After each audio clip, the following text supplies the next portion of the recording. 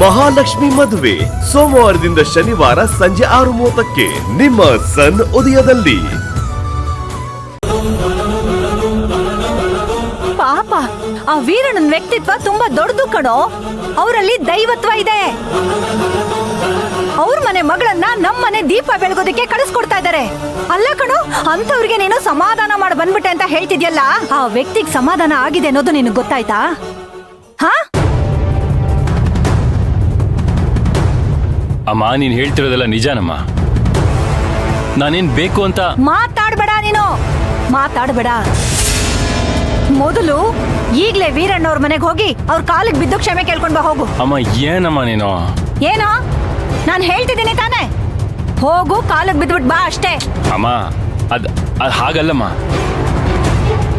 ಅಣ್ಣ, ನೀನಾದ್ರೂ ಹೇಳೋಣ, ಏನಣ್ಣ ಅಮ್ಮ ಇಷ್ಟೊಂದು ಹಠ ಮಾಡ್ತಿದ್ದಾರೆ? ನಾನು ಹೆಂಗ ಅವ್ರ ಮನೆಗೆ ಹೋಗ್ಲಿ, ನೀನು ಹೇಳು. ಅಪ್ಪ, ನಿನಗೆ ಗೊತ್ತಲ್ಲ ಅಮ್ಮನ ಹಠ. ನಾನು ಹೇಳಿದ್ರೆ ಕೇಳ್ತಾರೇನೋ, ಅಮ್ಮ ಏನ್ ಹೇಳ್ತಾರೋ ಅದನ್ನು ಮಾಡ್ಬಿಡೋದು ಒಳ್ಳೇದು ಅನ್ಸುತ್ತೆ.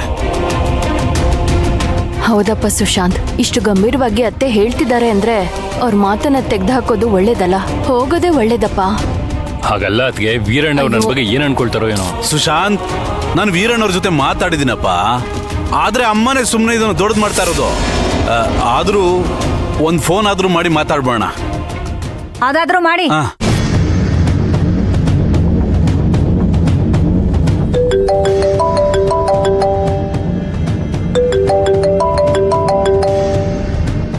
ಸಿದ್ಧಾರ್ಥ್ ಅವ್ರು ಯಾಕೆ ಫೋನ್ ಮಾಡ್ತಾ ಇದ್ದಾರೆ? ಮತ್ತೆ ಅವ್ರ ತಮ್ಮನ ಬಗ್ಗೆ ಏನಾದ್ರು ಸಮಜಾಯಿಷಿ ಕೊಡಕ್ಕ? ಹಲೋ ಅಮ್ಮ, ತಗೊಳ್ಳಿ, ಮಾತಾಡಿ. ಮಾತಾಡಮ್ಮ. ನಮಸ್ತೆ ವೀರಣ್ಣವ್ರೆ, ನಾನ್ ಭಾಮಿನಿ ಮಾತಾಡ್ತಿದ್ದೀನಿ. ಹೇಳಿ ಭಾಮಿನಿಯಮ್ಮ ಅವ್ರೆ. ಅದು ಏನು ಅಂತ ಹೇಳೋದು ವೀರಣ್ಣವ್ರೆ, ಫೋನಲ್ಲಿ ಮಾತಾಡೋದಕ್ಕೂ ನನಗೆ ತುಂಬಾ ಸಂಕೋಚ ಆಗ್ತಿದೆ. ನಮಗೆ ಆ ಯೋಗ್ಯತೆ ಇದೆಯೋ ಇಲ್ವೋ ಅದು ಗೊತ್ತಿಲ್ಲ. ಅಮ್ಮ, ಯಾಕಮ್ಮ ಇಷ್ಟು ದೊಡ್ಡ ದೊಡ್ಡ ಮಾತೆಲ್ಲ ಮಾತಾಡ್ತೀರಾ? ವೀರಣ್ಣವ್ರೆ, ನನ್ ಮಗ ಮಾಡಿರೋ ತಪ್ಪನ್ನ ನೀವು ಕಣ್ಣಾರೆ ಬೇರೆ ನೋಡಿದಿರಂತೆ.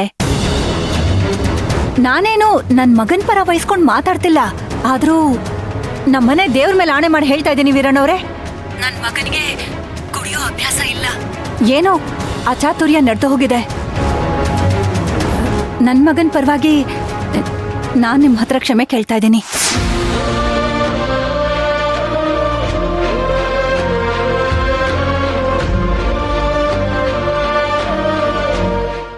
ಕ್ಷಮಿಸ್ತೀರಾ ವೀರಣ್ಣವ್ರೆ? ಭೀಕ್ತಿ ಅವ್ರೆ, ಆ ಥರ ಎಲ್ಲ ಮಾತಾಡ್ಬೇಡಿ. ದೊಡ್ಡವ್ರು ನೀವು, ಮಾತಾಡ್ಬೇಡಿ ಅಮ್ಮ. ಇಲ್ಲ ಇಲ್ಲ ಇಲ್ಲ, ಮಾತಾಡ್ಬೇಕು. ನೀವು ತುಂಬಾ ದೊಡ್ಡ ವ್ಯಕ್ತಿ ವೀರಣ್ಣವ್ರೆ. ನಿಜವಾಗ್ಲೂ ನಾವೇ ಎಲ್ರೂ ಅಲ್ಲಿಗೆ ಬಂದು ನಿಮ್ ಕಾಲಿಗೆ ಬೀಳ್ಬೇಕು ಅಂತ ಅನ್ಕೊಂಡ್ವು.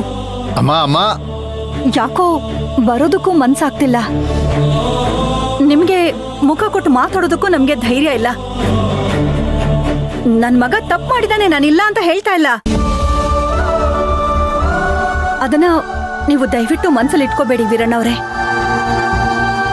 ನೀವ್ ಈಗ್ಲೇ ಹೂ ಅಂದ್ರೆ ನಾವ್ ಫ್ಯಾಮಿಲಿ ಸಮೇತ ಬಂದು ನಿಮ್ ಕಾಲಿಗೆ ಬಿದ್ದು ಕ್ಷಮೆ ಕೇಳ್ತೀವಿ. ಅಮ್ಮ ಅಮ್ಮ, ಸುಶಾಂತ್ ಅವ್ರೆ. ಸರ್, ಹೇಳಿ ಸರ್. ಅಮ್ಮ ಏನೋ ಹೇಳ್ತಾ ಇದ್ದಾರೆ, ನೀವು ಅದನ್ನೆಲ್ಲ ಮಾಡಕ್ ಹೋಗ್ಬೇಡಿ. ನಮ್ಮ ಮನೆಗೆ ಅಳಿಯಾಗುವಂತವ್ರು ನೀವು ಆ ಥರ ಎಲ್ಲ ಮಾಡಿದ್ರೆ ಚೆನ್ನಾಗಿರುತ್ತಾ? ಇಲ್ಲ ಸರ್, ಅದು ಅಮ್ಮ ಹೇಳ್ತಿರೋದು ಸರಿ. ನಾನು ನಿಮಗೆ ಕಾಲಿಗೆ ಬಿದ್ದಬೇಕಾದ್ರೂ ಕ್ಷಮೆ ಕೇಳ್ತೀನಿ. ಮುಂದೆ ಈ ಥರ ರಿಪೀಟ್ ಆಗಲ್ಲ ಸರ್. ಸರ್, ಅದು ಆಕ್ಚುಲಿ ನನ್ನಿಂದ ಆಗಿದ್ದ ತಪ್ಪಲ್ಲ. ಸರಿ ಸರಿ, ನೀವು ಅಮ್ಮ ನಡೆದಿದ್ದೆಲ್ಲ ಒಂದು ಆಕಸ್ಮಿಕ ಅಂತ ಗೊತ್ತಾದ ಮೇಲೂ ನಾನು ಯಾಕಮ್ಮ ಅವ್ರ ಮೇಲೆ ಕೋಪ ಮಾಡ್ಕೊಳ್ಳಿ? ಅದೊಂದು ಕೆಟ್ಟ ಗಳಿಗೆ ಅಮ್ಮ. ನೀವೇ ಹೇಳ್ತಾ ಇದ್ದೀರಲ್ಲ, ಇನ್ಯಾವತ್ತೂ ನಿಮ್ಮ ಮಗ ಅದನ್ನೆಲ್ಲ ಮುಟ್ಟಲ್ಲ ಅಂತ ಹೇಳಿ. ನನಗಷ್ಟು ಸಾಕಮ್ಮ.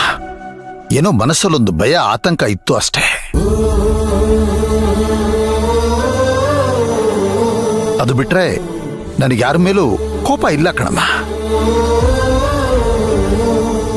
ಸರಿಮ್ಮ ಅಮ್ಮ, ಇನ್ನೊಂದು ಮಾತು, ದಯವಿಟ್ಟು ಈ ವಿಷಯ ಇಲ್ಲಿಗೆ ಬಿಟ್ಬಿಡಿ. ಯಾವುದೇ ಕಾರಣಕ್ಕೂ ಅಳಿಯಂದ್ರಿಗೆ ಏನು ಹೇಳಕ್ ಹೋಗ್ಬೇಡಿ. ಸರಿ ವೀರಣ್ಣವ್ರೆ, ತುಂಬಾ ದೊಡ್ಡ ಮನ್ಸು ನಿಮ್ದು. ನಮಸ್ತೆ, ಇಡ್ತೀನಿ.